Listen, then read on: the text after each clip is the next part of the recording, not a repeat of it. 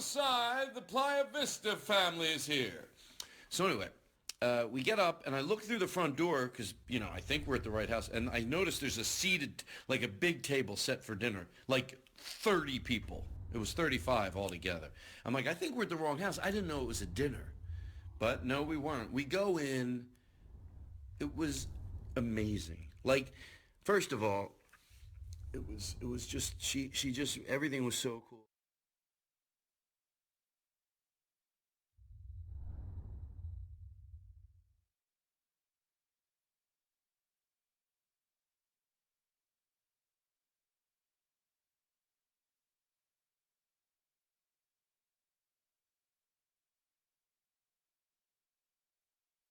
I couldn't believe I was there. I was loving it so much.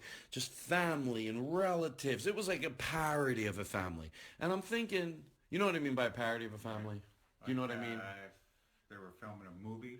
Exactly. They brought in extras. Yeah, and they go, you know, there's this person, there's that person, there's the great grandmother, the patriarch of the family, and then you're gonna have the kids, and then you're gonna have these kids. Crazy uncle. The crazy uncle. Wait, I think that might have been me. Oh. So, and it was just great, and she did something which it has nothing really to do with the story, but I liked it. First of all, 35 seated people. At one table? 2 tables. But there was not a kid's table. There was just a second table. It looked just as nice, and it was just as nice. But on a side note, she had 3 people helping her. And I had a very small conversation with Aaron Simon's dad. I met his dad and his mom. They're so sweet. He has 2 brothers. They were just so, they were great. Like, I couldn't believe I was there. I had a little anxiety going. I even told them that, you know, you're going to somewhere where you don't know a lot of people. And you start walking up to the front door. You walk in like you're 13, you know, with your like, hi, I'm Todd.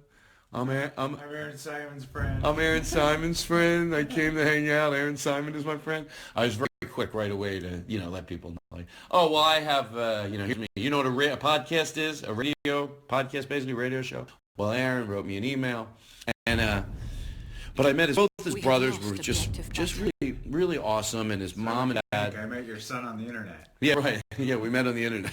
That's what I want everyone to. Somebody thought that Keith. Never mind. Aaron can't believe I'm still talking about it. Someone thought Keith was my son. What? But you know what? I'd be a good-looking dad. I know. Look, I've seen his dad. Believe me. Woo. Nothing special. Keith would probably be proud to have me as his dad. Like, oh, look at Keith's dad. He takes care of himself. So I told everyone I was 75 at the party. That way they thought I looked good. But anyway, so she had 3 people helping. And I had a quick conversation with Aaron's dad about that, about like sometimes people are afraid to have people helping. Because you ask people that, why do you need a little help? And says it seems cold. But he said something, he goes, you have to remember, like, 2 of these people here have been helping us for 10 years. So it's just as much their dinner, too. And you could tell, you know, there was a lot of love. It wasn't just 3 people walking around like, you know, you're at a restaurant. There was 3 people that, there was a lot of, you know, even the people that were helping out and getting paid were still there in a loving warmth, the energy of as they walked around. But it was great. Let's get past the point of that. Because I don't want to paint a picture of like 3 people you think they're walking around with white gloves. And no, there were 3, you know, it was just 3 people helping. And it's brilliant. And guess what? They'll have dinner, those 3 people, and they might get someone. It's not that it's just during your own dinner you don't want to do it. They ran it so. I'm trying not to curse Mrs. Aaron's mom and Mrs. Aaron's grandmother. We have taken care of Freddie. It ran so perfect. Every single thing ran perfect. 35 people. There wasn't. Everything was perfectly organized. Amazing. A lot of love, too. A lot of love. We have a video we'll put up online. And here's the reason I'm telling you. The whole time I kept looking down at Aaron Simon. Going, I can't believe I'm sitting in this house because Aaron Simon wrote me an email. You know what I mean? And I said, yeah, you can help us out. He showed up at our door. Remember? He's here? He's here. It's like, that's Aaron Simon. Good energy. You meet his mom and dad. You're like, you know what? They're sweet people. They're really not. Really, it was very special to be there, and I was really honored to be there. And I hope they do listen to this because I wanted them to say this. I wanted to tell them this there, but it's been too long of a speech, don't you think? To say all what I just said. All right, so what's the point? Why did everyone else need to hear this, you might say? Well, you listen to the show, you know about Aaron Simon. Now you're like, oh, you know that Todd went over with Keith to a Jewish dinner at his house. I want you to know what goes on behind the closed doors. All right? And no, it will definitely. Why may or may not? Oh, I thought you were telling me. Yes, it may or may not be on the Facebook page. No, it will be. It will be. All right. Secondly, I almost should put this at the opening of the show. Bubble, I hate to call you Bubble Guy, but you know who you are. You come to the show in... Some people have a bubble guy. Some people have a bubble guy. Some people have a lawyer. I have a bubble guy. You came to the show. You know where you live. You live in Atlanta, and you came with that amazing bubble machine with the remote control.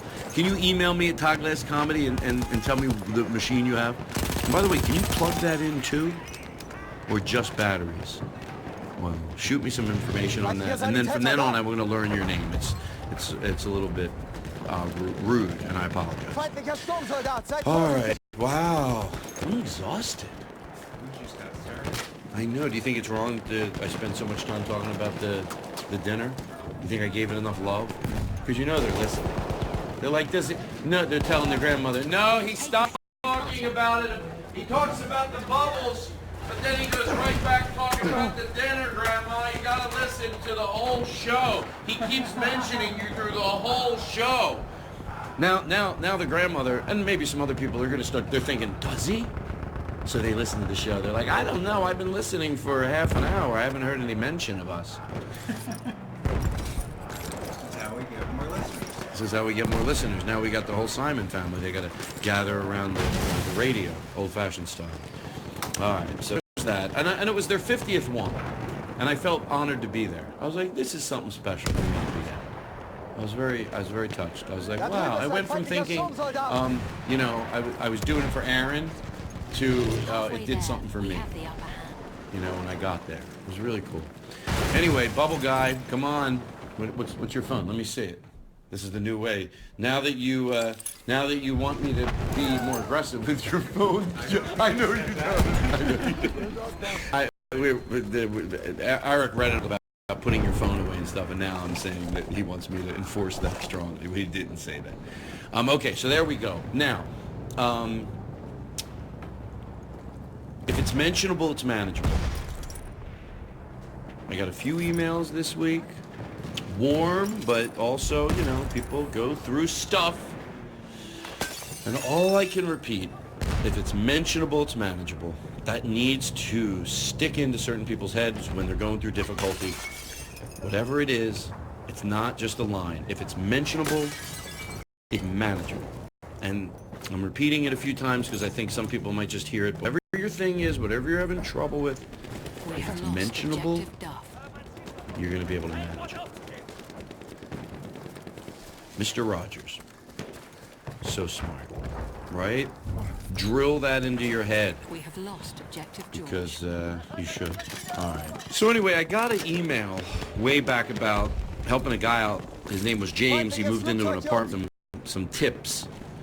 I was going to do it on the opening of the show, but you know what? I'll send you a direct message. I promise I won't forget. I know it seems like I let you down, but I'll send you something. But right now, it's too much.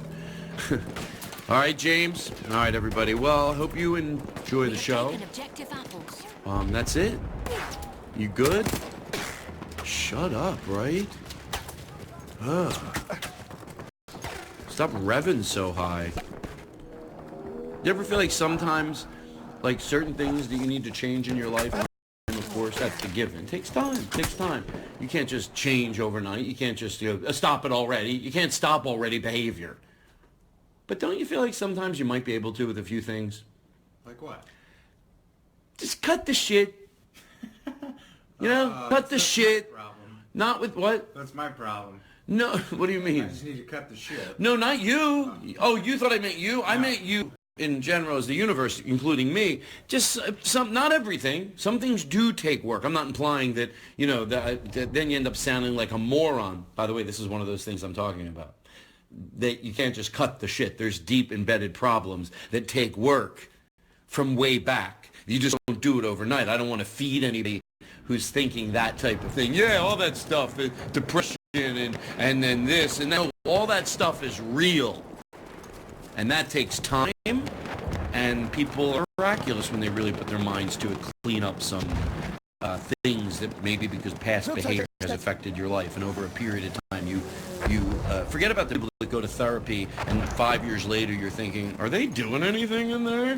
What about the people that are like, yeah, I know some people that have really done miraculous work on trying to clean themselves up, and it's impressive. And it always doesn't happen, obviously, from going, oh, shit, it takes hard work.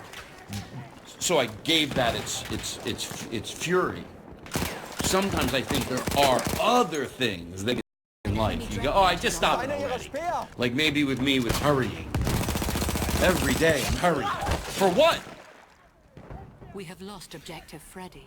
Where am I rushing? Even on days I have nothing to do, I rush. I get to drop my car off and I run to the gym and I'm Stop!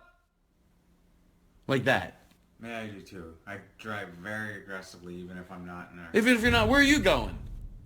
We have taken Sorry, I objective didn't mean to Edward. yell. Breathe in, breathe out. That was your problem. I tricked you. Breathe in, breathe in, breathe out. Breathe in, breathe out. Breathe in, breathe out. That's the type of yoga instructor I would be. Breathe in, breathe out. So anyway, I think people know what I mean. If there is something like that in your life, do it. Just do it. Stop it already. Okay? Wow. All right. Bye. You're great. Look at you. Adorable. You are We have taken adorable. objective You Freddy. seriously, you know it. Stop it. It's okay. Okay? All right. Bye, everybody. Now entering Nerdist.com. We have lost objective Edward. Wow. Can we get some reverb? This is a little less, just a teeny bit. Thank you, Aristotle. This is, I guess this is part 2, I guess you could say, of the Christmas show. We're really pouring on the Christmas on the late part of this show. We're going to pour it on. Wow. So here's what's going on. Duncan is here. Hello. Eric Olson is here. John Bryn Wagner. Hello. And Aristotle is here. We have taken That's me. objective Edward. And, let's get Christmassy. Let's throw some Christmas at them. Aristotle, we're grateful for Aristotle. We're grateful for Aristotle on the Todd Glass Show. He reads us a poem. I was angry with my friend. We have I told taken my objective wrath, Charlie. my wrath did end. I was angry with my foe. I told it not, my wrath did grow. And I watered it in fears, night and morning with my tears. And I sunned it with smiles, and with soft, deceitful wiles. And it grew both day and night, to bore an apple bright. And my foe beheld it in shine, and he knew that it was mine. And into my garden stole, when the night unveiled the pole. In the morning glad I see my foe outstretched beneath the tree. We're lucky to know him. We're grateful to Aristotle and his use of reverb. We have We're taken grateful objective for Edward. Aristotle. We're grateful for Aristotle. We're grateful for Aristotle on the Todd Glass Show.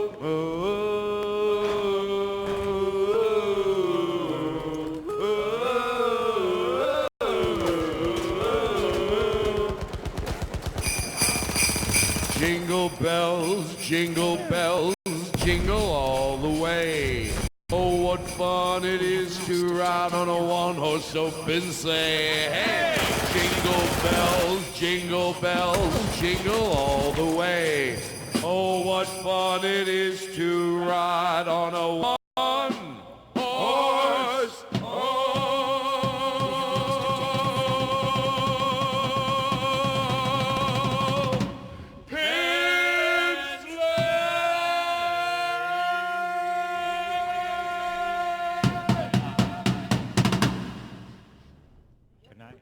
Good night. That's all we got in us. Merry, you know what? How are you? Is that weird to say that? No. We have It's not. Of lost course it's not. objective Charlie. How are you? Right? People are listening. It's the name of the show. People are listening. There used to be a show called People Are Talking. Oy. Was that really a good show? People Are Talking. Oh, what are they We talking have about? taken objective Is that how they got most of their audience? Thanks for laughing silently, Duncan. Oh, geez, that really helps them at home knowing how much fun you're having. He was really, to George Carlin, laughing pretty hard.